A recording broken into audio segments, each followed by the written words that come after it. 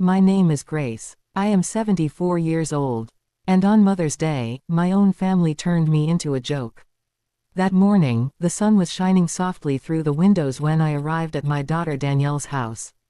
I had chosen my favorite green dress, the one that always made me feel elegant and dignified. I carried fresh flowers and homemade sweets for my grandchildren, just like I had done for years.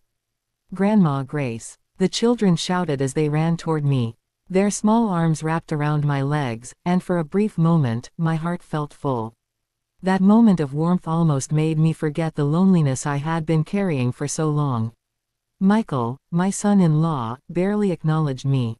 Just a short nod. Danielle appeared from the kitchen with a smile that didn't reach her eyes. "Mom, I'm so glad you came," she said. "We have a special surprise for you." I sat on the sofa while everyone gathered around me. Danielle handed me a pink card decorated with little drawings. "Read it out loud," she said. "It's from all of us." My hands shook slightly as I opened it. I smiled, expecting something sweet. "Roses are red, violets are blue." My voice stopped. "You're a heavy burden. No one wants you here. Your time has passed. It's time for you to go." The room went silent. Then Michael laughed. Danielle laughed. Even the children giggled, copying the adults. I felt my chest tighten as tears ran down my face. The card slipped from my hands and fell to the floor. "It's just a joke, Mom," Danielle said, still smiling. "Don't be so dramatic." Michael picked up the card and shrugged. "Honestly, Grace, maybe it's time you think about other options." "Other options?" I whispered. "You know, senior living," Danielle added. "Somewhere more suitable." That word echoed in my head like a sentence being passed. My own daughter wanted to get rid of me. "I thought I was coming to celebrate Mother's Day," I said quietly.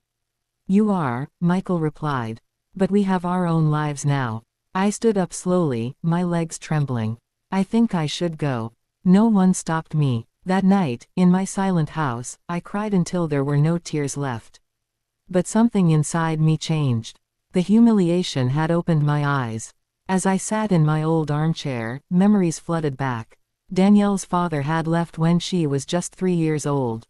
One morning, he was simply gone. I worked double shifts at a textile mill, my hands raw and aching.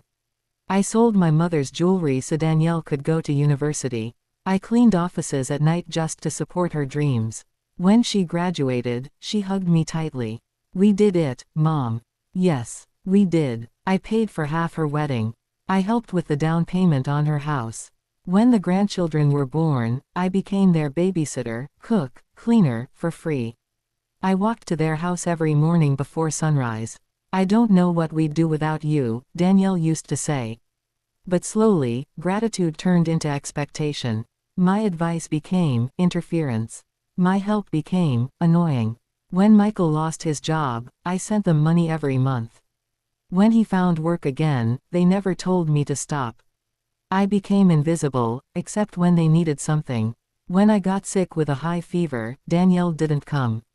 A neighbor brought me soup. My own daughter didn't even call back. Then I overheard Michael one day, talking about moving me somewhere proper. That was when I realized the truth. I wasn't a burden. I was their support system.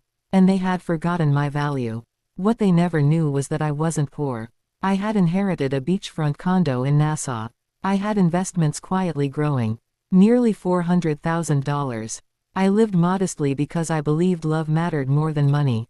But love without respect is just exploitation. That Mother's Day card became my awakening. I canceled all financial support.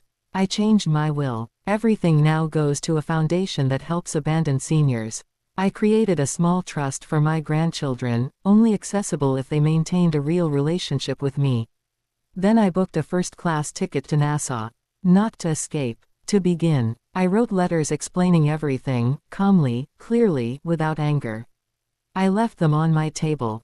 As the plane lifted into the sky, I felt lighter than I had in decades. At 74, I finally chose myself. I didn't lose my family. I lost my fear. And for the first time in my life, I was free. When I landed in Nassau, the warm air touched my face like a gentle welcome. For the first time in years, no one was waiting to take something from me. No expectations, no demands, just silence, the peaceful kind. The condo stood right by the ocean. White walls, wide windows, and a balcony that looked out over endless blue water. I stepped inside slowly, almost afraid that it might disappear if I blinked. This place was mine. Every morning, I woke up to the sound of waves instead of anxiety. I made coffee and sat on the balcony, watching the sun rise. I walked barefoot on the sand. I cooked when I wanted. I rested when I needed. For the first time in my life, I was not useful to anyone, and that felt beautiful. Days passed. Then weeks. My phone stayed silent at first. And I won't lie, that silence hurt. Even after everything, a mother's heart doesn't stop hoping. I wondered if Danielle missed me. If the children asked about me. Then one afternoon, my phone rang. Danielle. I stared at the screen for a long time before answering. Mom. Her voice was shaky. Where are you? Why aren't you answering our calls? I'm fine, I said calmly. I told you in my letter. I'm living my life. There was a pause. Then her tone changed. Mom, we're in trouble. Of course you are, I thought. Michael had lost his job again. The mortgage was overdue. Credit cards were maxed out. The $500 that used to arrive every month was gone, and suddenly, they felt the weight of the life they had built on my back. We just need a little help, Danielle said softly. Just until things get better. I closed my eyes. How much? I asked. 10,000, she whispered. Just this once. I remembered the card. You're a heavy burden. No one wants you here. I can't, I said. What do you mean you can't? She snapped. You're my mother. Yes, I replied. And for years, I acted like your bank instead. She started crying. Real crying this time. You abandoned us, she said. I felt something tighten in my chest, but I didn't let it control me. No, I said quietly. I stopped abandoning myself. Michael took the phone. Grace, let's be practical. The kids. Don't, I interrupted. Don't use them. There was anger in his voice now. So this is revenge. No, I said. This is consequences. I ended the call. That night, I didn't cry. I slept peacefully. A few days later, I received a message from my oldest grandson. Grandma, why don't you love us anymore? That message broke me. I wrote back carefully. My love, I never stopped loving you. Sometimes adults make mistakes, and distance is needed to heal. I am always thinking of you. No reply came. Weeks passed again. I joined a local community group for seniors. People my age, laughing, dancing, sharing stories.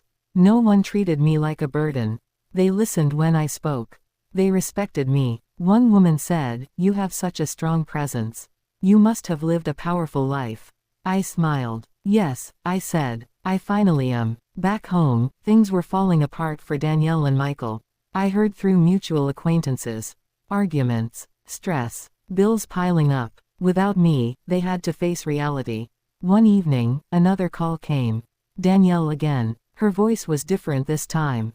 Not desperate. Broken. Mom, I'm sorry. Those two words I had waited years to hear. I didn't realize how much you did for us, she said.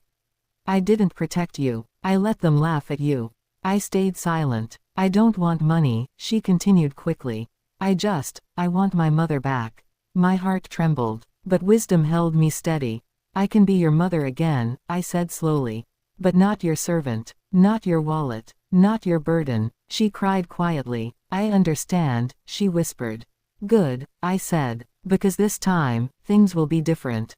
After that call, I sat on my balcony, watching the moon reflect on the ocean. At 74, I had learned something most people never do.